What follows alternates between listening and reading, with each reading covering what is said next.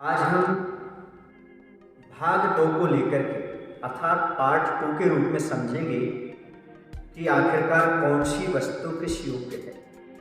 कल हमने कुछ वस्तुएं देखी थी, आज हम और आगे बढ़ते हैं तो 5 वस्तुएं देखते हैं वो किस योग्य है। तो सबसे पहले दिखाने योग्य वस्तु कौन सी है। आखिर हम दुनिया को क्या दिखा सकते हैं, तो आचार्य कहते दिखाने योग्य वस्तु है तो वो है दया।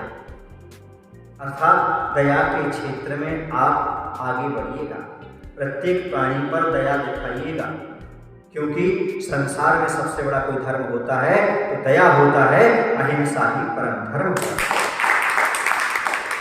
आचार्य श्री कहते हैं सीना तो तानो पसीना तो बहाओ पर सही दिशा।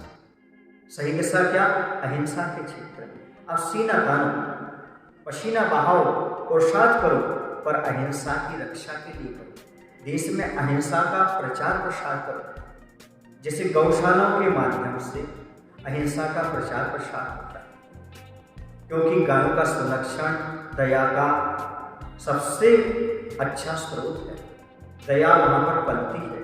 हथकरघा है, जैसे सात्विक वस्त्र अहिंसक वस्त्र मिलते हैं, यह भी दया का दिखाना ही है। दया दुनिया के सामने रखना है, दया धर्म को प्रस्तुत करना है। अब दूसरी बात है कहने योग्य चीज क्या है। तो कहने योग्य मात्र एक ही चीज है जिसका नाम है सत्य। सत्य से बड़ा कोई तप नहीं होता, सत्य से बड़ा कोई धर्म नहीं होता। इतना तक कहा कि जिसके हृदय में सत्य होता है उसके हृदय में भगवान का वास होता है। इसलिए हमेशा सत्य को कहो।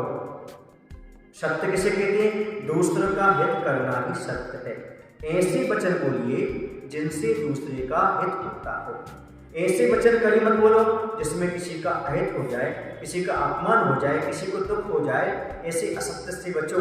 जीवन में जो कुछ भी कहो तो सत्य ही कहो, सत्य के अलावा और कुछ भी मत करो, क्योंकि कहने योग्य मात्र सत्य ही होता है। तीसरी बात है जीवन में रखने योग्य क्या है। इस संसार में रखने योग्य क्या है? तो रखने योग्य न धन है, न दौलत है, न मकान है, न गाड़ी है, न बंगला है। रखने योग्य मात्र है अपनी इज्जत को बना करके रखो।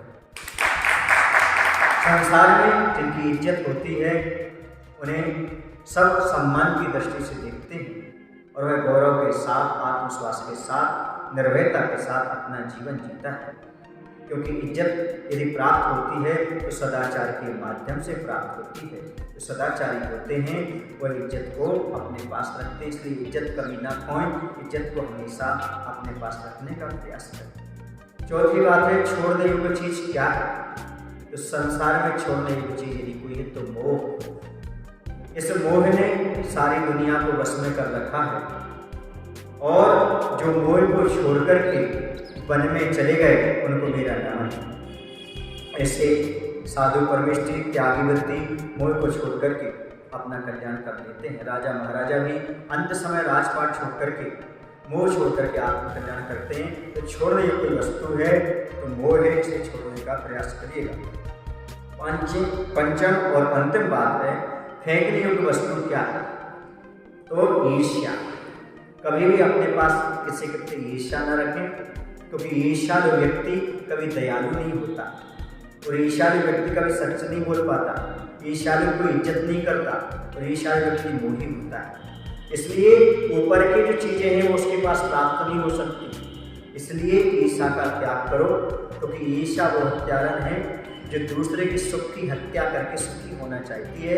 ईर्ष्यालु व्यक्ति दूसरे को बड़ा मानता है, उससे ईर्ष्या करता है। मैं तो कहता हूँ किसी से ईर्ष्या मत करो, किसी बुराई मत करो, हो सके उसकी बराबरी करने का प्रयास करो, बराबरी करने का प्रयास करो। तो ये 5 बातें हमने बताई। दिखाने योग्य कोई वस्तु है तो दया, कहने योग्य कोई वस्तु है तो सत्य, रखने योग्य वस्तु कोई है तो इज्जत, छोड़ने योग्य चीज़ है तो मोह, और फेंकने योग्य कोई चीज़ है तो ईर्ष्या। इन्हें आप अमल में लाइएगा, आपका जीवन बहुत सुंदर बनेगा। बोले महादेव भगवान की जय। आचार्य विद्यासागर।